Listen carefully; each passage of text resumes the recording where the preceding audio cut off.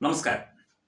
സാധാരണഗതിയിൽ രാഷ്ട്രീയ വാർത്തകളും സാമൂഹ്യ വിമർശന വാർത്തകളും ദേശീയത ഉയർത്തിപ്പിടിക്കുന്ന വാർത്തകളുമൊക്കെയാണ് സാധാരണ ഞാൻ ചെയ്യാറ്. പക്ഷേ ഞാൻ ഏതാനും വർഷം മുൻപ് തത്വമയി ന്യൂസിൽ ഒരു എണ്ണയുമായി ബന്ധപ്പെട്ട് sunflower oil, rice bran oil തുടങ്ങിയവയിലെ ചില മായം കലർത്തൽ അല്ലെങ്കിൽ അതിൽ ചേർക്കുന്ന ചില ഘടകങ്ങളെ കുറിച്ചൊക്കെ തന്നെ ഒരു വാർത്ത ചെയ്തിരുന്നു. അത് വല്ലാതെ അങ്ങ് വൈറലായി.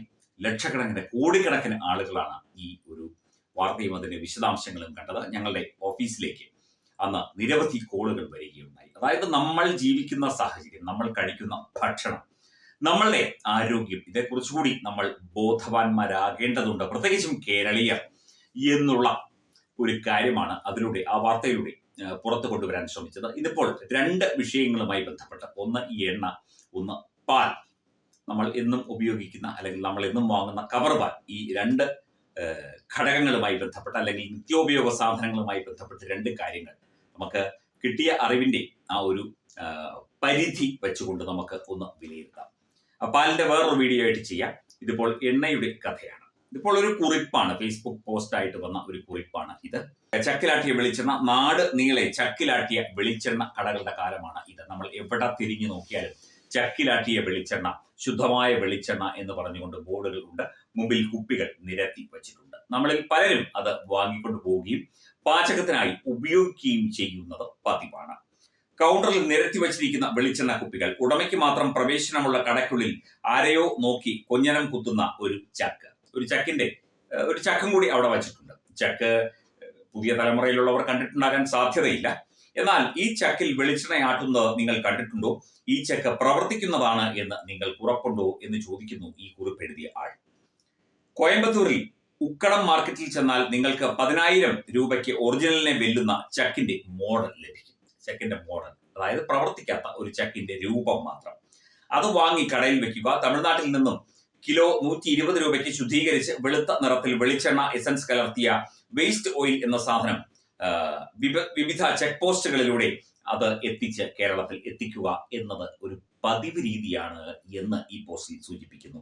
ഏതാണ്ട് 300 രൂപയുടെ തേങ്ങ 1 കിലോ വെളിച്ചെണ്ണ ഉത്പാദനത്തിന് ആവശ്യമുള്ളപ്പോൾ 190 രൂപയ്ക്ക് നല്ല നാടൻ വെളിച്ചെണ്ണ മാർക്കറ്റിൽ ഇറക്കുന്ന കച്ചവടക്കാരുടെ ഉദാര മനസ്സ് ആരും കാണാതെ പോകരുത് എന്ന് പറയുന്നു. കേരളത്തിലെ ജനങ്ങളിൽ 40% അധികം ആൾക്കാരും പ്രഷർ, പ്രമേഹം, ഷുഗർ, ക്യാൻസർ രോഗികളായതിന്റെ പിന്നിലെ ഭക്ഷ്യ എണ്ണ ചരിതം നമ്മൾ മറക്കാതിരിക്കുക.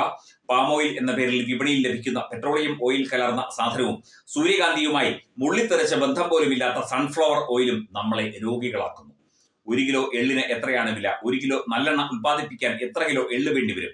ഇനി 1 കിലോ സ്വർണം നല്ലെണ്ണയ്ക്ക് എത്ര രൂപയാണ്? പവിത്രം നല്ലെണ്ണയ്ക്ക് എത്ര രൂപയാണ്?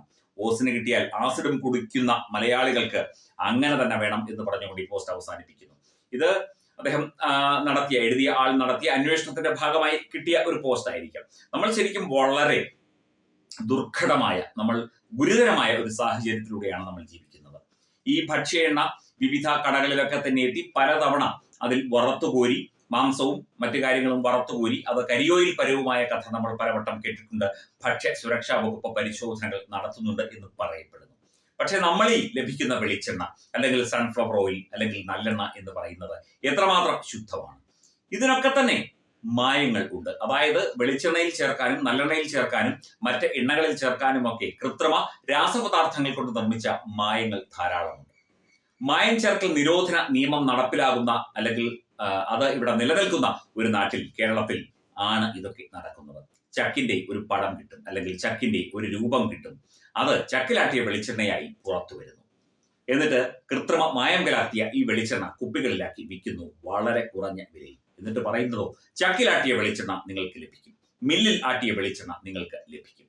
ഇതൊക്കെ വാങ്ങിക്കഴിച്ച് നമ്മൾ രോഗികളായില്ലെങ്കിൽ അല്ലേ അത്ഭുതമുള്ളൂ. എല്ലാവരും ശ്രദ്ധിക്കുക.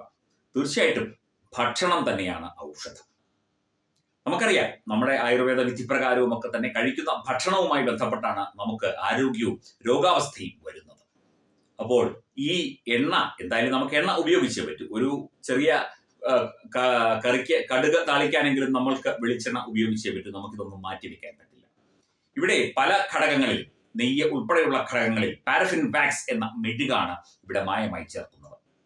അതുപോലെ വെളിച്ചെണ്ണയിൽ നിരവധി വേസ്റ്റ് എണ്ണകളും അതേപോലെ കടകളിൽ നിന്ന് ശേഖരിക്കുന്ന മറ്റെണ്ണകളും ഒക്കെ ചേർത്ത് വെളിച്ചെണ്ണയുടെ എസൻസ് ചേർത്ത് ഇവിടെ ചക്കിലാട്ടിയ വെളിച്ചെണ്ണ എന്ന് പറഞ്ഞ് വിൽക്കുന്ന ഒരു രീതി ഇവിടെ നടന്നു വരുന്നു എന്ന് വളരെ വേദനയോടെ നമുക്ക് ഓർക്കേണ്ടി വരുന്നു. ഇതിനൊന്നും പരിശോധനകളില്ലേ?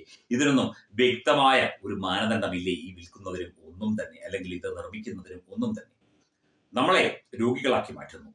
മരുന്ന് മാഫിയ പിടിമുറുക്കുന്നു. നമ്മളെ ജീവൻ വെച്ച്, നമ്മുടെ ജീവിതം വെച്ച്, പുതിയ തലമുറയുടേത് വരെ ജീവിതവും ജീവനും വെച്ച് ഇവരിതൊക്കെ കച്ചവട ചരക്കാക്കുന്നു. ഇതൊരു ചെറിയ കാര്യമല്ല. ഇതിന് എന്ത് പ്രതിവിധി വേണം, അല്ലെങ്കിൽ ഏത് രീതിയിൽ അന്വേഷണം നടത്തും എന്നൊന്നും നമുക്കറിയില്ല. പക്ഷേ അതൊന്നും ഇവിടെ നടക്കുന്നില്ല. അതനുസരിച്ച് ഇവിടെ മയം കലർന്ന വെളിച്ചെണ്ണയും മറ്റെണ്ണകളും ഒക്കെ തകൃതിയായി വിൽപ്പന നടക്കുന്നു എന്ന് മാത്രം നമുക്കറിയാം. Edubix online executive education, focus physiotherapy centre Pattom, Unnat engineering Gujarat, തീർത്ഥയാത്ര.com, അയൺ ബിൽഡ് ഗുജറാത്ത്.